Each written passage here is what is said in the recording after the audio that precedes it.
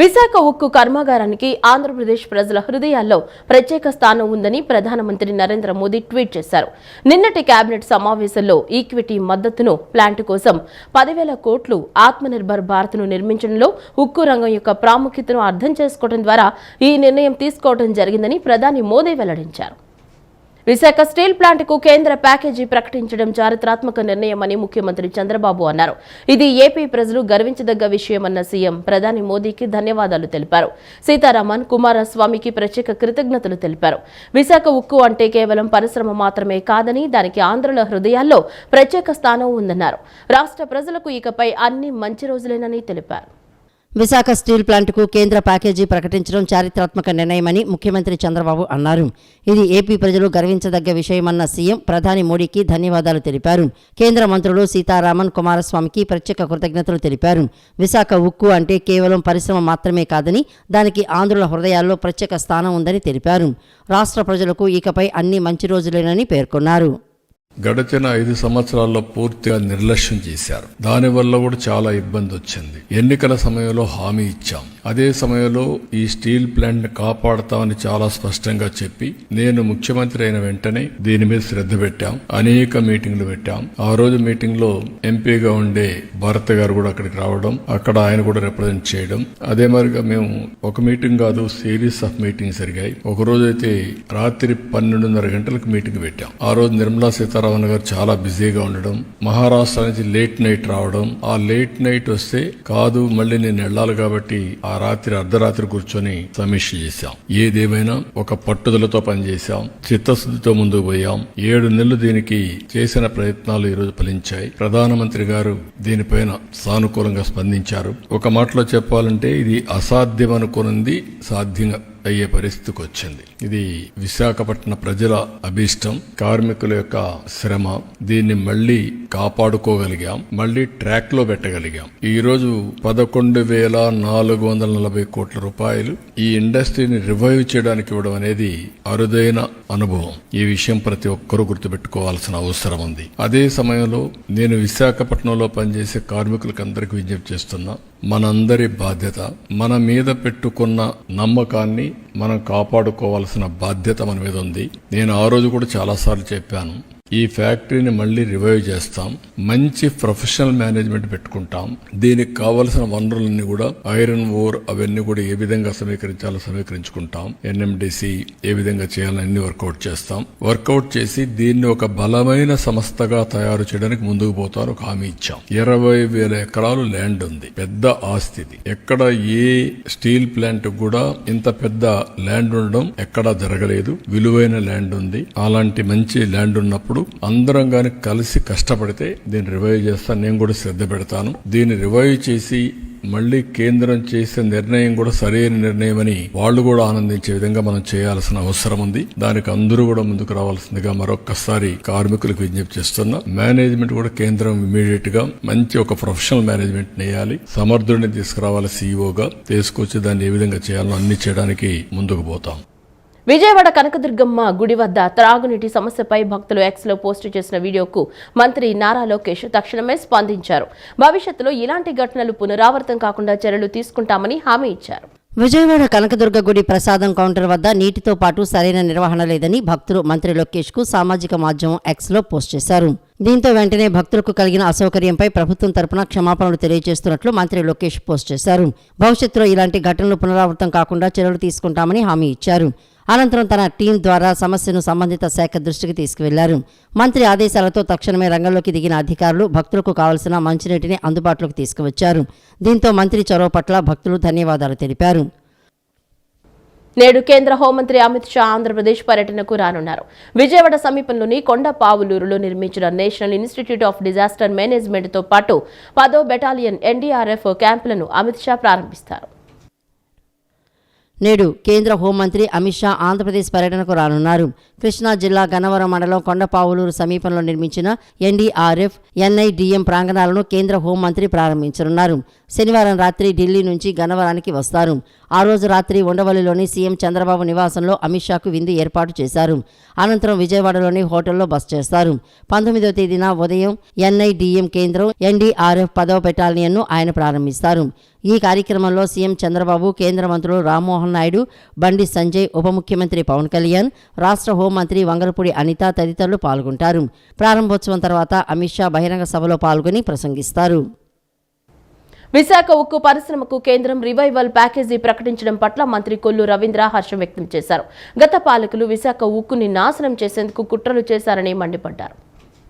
విశాఖ ఉక్కు పరిశ్రమకు కేంద్రం రివైనల్ ప్యాకేజీ ప్రకటించడం పట్ల మంత్రి కొల్లు రవీంద్ర హర్షం వ్యక్తం చేశారు. గత పాలకులు విశాఖ ఉక్కుని నాశనం చేసేందుకు కుట్రలు చేశారని మండిపడ్డారు. స్టీల్ ప్లాంట్ ఆస్తుల్ని కబ్జా చేసేందుకు పోస్కో కంపెనీతో చీకటి ఒప్పందాలు చేసుకున్నారని ఆరోపించారు. విశాఖ స్టీల్ ప్లాంట్ మొత్తాన్ని నాశనం చేసేందుకు కుట్రలు చేసినట్లు మాజీ సీఎస్ బయటపెట్టారని అన్నారు. కూటమి అధికారంలోకి రాగానే విశాఖ కేంద్రంగా 2 లక్షల కోట్ల రూపాయల పెట్టుబడులకు శ్రీకారం చుట్టామని తెలిపారు. ఇప్పుడు విశాఖకు తలమానికంగా నిలిచే విశాఖ ఉక్కు పరిశ్రమను ఆదుకోవడానికి కేంద్రం నుంచి ప్యాకేజీ సాధించామని మంత్రి కొల్లు రవీంద్ర తెలిపారు. విశాఖ ఉక్కు విషయంలో కూటమి ప్రభుత్వ చొరవ పట్ల స్టీల్ ప్లాంట్ ఉద్యోగులు హర్షం వ్యక్తం చేస్తున్నారు. ప్రజల కోసం ఆలోచించే వారికి, ప్రజల్ని పీక్కు తినేవారికి తేడాను ప్రజలు తెలుసుకున్నారని కొల్లు రవీంద్ర అన్నారు. విశాఖ ఉక్కు పరిశ్రమకు పూర్వ వైభవం తీసుకువచ్చేందుకు కూటమి ప్రభుత్వం కట్టుబడి ఉందని అన్నారు. కేంద్ర హోంశాఖ మంత్రి అమిత్ షా పర్యటన సందర్భంగా ఎక్కడా ఎటువంటి అవాంఛనీయ సంఘటనలు జరగకుండా పటిష్టమైన భద్రతా చర్యలు చేపడుతున్నట్లు ఎన్టీఆర్ జిల్లా నగర పోలీస్ కమిషనర్ ఎస్వి రాజశేఖర్ బాబు తెలిపారు.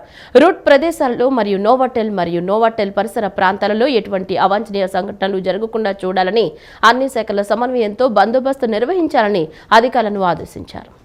కేంద్ర హోంశాఖ మంత్రి అమిత్ షా పర్యటన సందర్భంగా బందోబస్తు ఏర్పాట్లపై ఎన్టీఆర్ జిల్లా నగర పోలీస్ కమిషనర్ ఎస్వి రాజశేఖర్ బాబు, ఇతర పోలీసు అధికారులు మరియు ఇతర అన్ని శాఖల అధికారులతో కలిసి హోటల్ నోవాటెల్ నందు భద్రతా ఏర్పాట్లపై సమీక్షా సమావేశం నిర్వహించారు. ఈ సందర్భంగా నగర పోలీస్ కమిషనర్ సిబ్బందితో మాట్లాడుతూ కేంద్ర హోంశాఖ మంత్రి అమిత్ షా 2 రోజుల పర్యటన నేపథ్యంలో 18వ తేదీన గన్నవరం విమానాశ్రయంలో దిగి అక్కడి నుండి రోడ్డు మార్గం గుండా విజయవాడ మీదుగా తాడేపల్లి ముఖ్యమంత్రి నివాసం చేరుకుంటారని అన్నారు. అనంతరం నోవాటెల్కు వచ్చి రాత్రి బస తర్వాత మరుసటి రోజు అయిన 19వ తేదీన ఉదయం హోటల్ నోవాటెల్ నుండి కృష్ణా జిల్లాలోని NDRF వారి నిజం క్యాంపస్ ప్రారంభోత్సవానికి హాజరవుతారని తెలిపారు.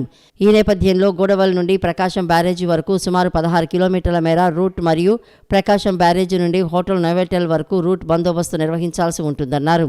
రూట్ ప్రదేశాల్లో మరియు నోవాటెల్ పరిసర ప్రాంతాల్లో ఎటువంటి అవాంఛనీయ సంఘటనలు జరగకుండా చూడాలని, అన్ని శాఖల సమన్వయంతో బందోబస్తు నిర్వహించాలని, అదేవిధంగా అన్ని శాఖల అధికారుల సమన్వయంతో అప్రమత్తంగా పటిష్టమైన బందోబస్తు ఏర్పాట్లపై సమీక్ష నిర్వహించారు. అదేవిధంగా ఇతర ప్రయాణికులకు వారి ప్రయాణంలో ఎటువంటి ఇబ్బందులు లేకుండా అవసరమైన ఇతర మార్గాలను నిర్దేశిస్తూ ఎక్కడైనా వాహనాల రద్దీ ఏర్పడకుండా పటిష్టమైన బందోబస్తు ఏర్పాట్లపై అధికారులతో సమీక్ష నిర్వహించడం జరిగిందని అన్నారు. సిఐడి మాజీ చీఫ్ సీనియర్ ఐపీఎస్ అధికారి పివి సునీల్ కుమార్ పై విచారణకు ఆదేశిస్తూ రాష్ట్ర ప్రభుత్వం ఉత్తర్వులు జారీ చేసింది. ఆయనపై వచ్చిన అభియోగాలపై విచారణ అథారిటీని ఏర్పాటు చేసింది. ఈ అథారిటీలో రెవెన్యూ శాఖ ప్రత్యేక ప్రధాన కార్యదర్శి ఆర్పి సిసోడియా, విజిలెన్స్ డీజీ హరీష్ కుమార్ గుప్తాలను నియమిస్తూ ప్రభుత్వం ఉత్తర్వులు ఇచ్చింది. సాధ్యమైనంత త్వరగా సునీల్ కుమార్ పై ఉన్న అభియోగాలపై నివేదిక ఇవ్వాలని పేర్కొంది. సంచార్ సాతి యాప్, డిజిటల్ భారత్ నిధి రెండింటినీ కేంద్ర కమ్యూనికేషన్ శాఖ మంత్రి ప్రారంభించినట్లు Andhra Pradesh legal cell authority additional director general of telecommunication Raja Reddy తెలిపారు. ఈ నూతన యాప్ను డౌన్లోడ్ చేసుకుంటే ఎన్నో ఉపయోగాలు ఉన్నాయని వెల్లడించారు. సంచార్ సాతి, డిజిటల్ భారత నిధి యాప్లను కేంద్ర కమ్యూనికేషన్ శాఖ మంత్రి జ్యోతిరాదిత్య ప్రారంభించారు. ఢిల్లీలో జరిగిన కార్యక్రమానికి వర్చువల్ ద్వారా విజయవాడ నుంచి రాజారెడ్డి హాజరయ్యారు. అనంతరం ఆయన మీడియాతో మాట్లాడుతూ ఈ యాప్లను డౌన్లోడ్ చేసుకోవడం వలన మోసపూరితమైన కాల్ చేసేవారిని నిరోధించడానికి, అరికట్టడానికి ఉపయోగపడతాయని తెలిపారు. ఇంటర్నెట్ రోమింగ్ ప్రణాళికలో భాగంగా అన్ని గ్రామీణ ప్రాంతాల్లో BSNL సెల్ టవర్స్ ఏర్పాటు చేసినట్లు తెలిపారు. ఈ టవర్స్ ఏర్పాటయ్యే ఖర్చును కేంద్ర ప్రభుత్వం భరిస్తుందన్నారు. ఈ టవర్స్ వల్ల సిగ్నల్ సమస్య ఉండదని తెలిపారు.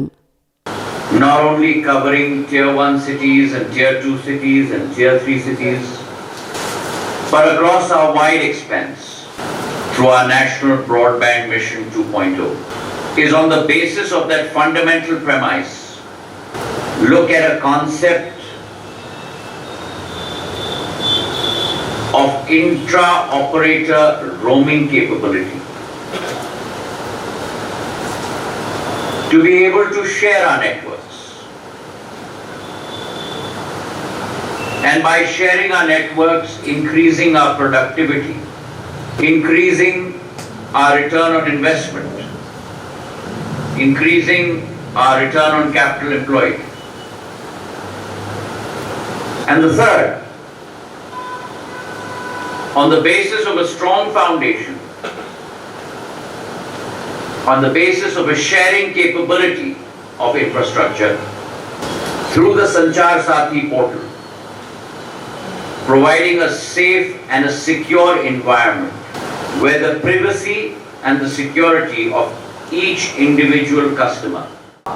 గూగుల్ ప్లే స్టోర్లో, తర్వాత యాపిల్ స్టోర్లో కూడా ఉంది. మీరు దాన్ని డౌన్లోడ్ చేసి మీ Apple phone based on that అది యాప్ డౌన్లోడ్ చేసి ఇన్స్టాల్ చేసుకుంటే మీకు ఏదైనా కంప్లైంట్ అంటే కొన్ని రాంగ్ కాల్స్ వస్తే ఇమీడియట్గా దాంట్లోనే కంప్లైంట్ చేయడానికి వస్తాం. ఇంతకుముందు వచ్చేసి మా పోర్టల్లోకి వెళ్ళి కంప్లైంట్ చేయాలి, ఇప్పుడు అది అక్కర్లేదు. మీరు మొబైల్లోంచి కంప్లైంట్ చేయొచ్చు. దానివల్ల ఏంటంటే మీరు మోసపోకుండా ఉండడానికి అంటే జనరల్ కామన్ కస్టమర్స్ మోసపోకుండా సేఫ్గా ఉండడానికి ఆస్కారం ఉంటుంది. మన సెక్రటరీ టెలికాం గారు చాలా చక్కగా చెప్పారు. 2 కారణాలు చెప్పారు ఆయన, విన్నారు కదా మీరు. 2 కారణాలు ఏంటంటే ఈ మోసాలు జరగడానికి మనకున్న ఆశ లేదా మనకున్న భయం. ఈ ఆశ భయం ఈ రెండింటి వల్లే మోసాలు జరుగుతున్నాయని చెప్పారు. కరెక్టే. మనకు ఆశ భయం 2 లేకపోతే పెద్ద ఎవడు మనం కాబట్టి ఇది కామన్ పబ్లిక్కి మీ ద్వారా ప్రజెంట్ చేయాలనే ఉద్దేశంతో మిమ్మల్ని పిలిచాము. ముఖ్యమంత్రి నారా చంద్రబాబు నాయుడు ఆదేశాల మేరకు ప్రతి నెల 3వ శనివారం స్వచ్ఛతా దివస్ నిర్వహించి నగరాన్ని మరింత స్వచ్ఛత వైపు అడుగులు వేయాలనే శుభ సంకల్పంతో ఎన్టీఆర్ జిల్లా కలెక్టర్ డాక్టర్ లక్ష్మీ శా సూచనల మేరకు విజయవాడ నగరపాలక సంస్థ in charge commissioner doctor D Chandrasekhar dharna చౌక్లో గల స్వచ్ఛతా దివస్ సందర్భంగా నగరానికి మరింత పరిశుభ్ర ప్రాప్తి క్రమంలో నగర పౌరులకు పిలుపునిచ్చారు. ప్రతి సచివాలయం పరిధిలో కూడా స్వచ్ఛతా దివస్ను నిర్వహించి ప్రతి వార్డును ప్రతి సచివాలయంను మరింత పరిశుభ్రంగా ఉంచాలని, అందులో అందరూ స్వచ్ఛందంగా పాల్గొని నగరాన్ని మరింత పరిశుభ్రంగా ఉంచాలని కోరారు. ఈ వార్తలు ఇంతటితో సమాప్తం. నమస్కారం.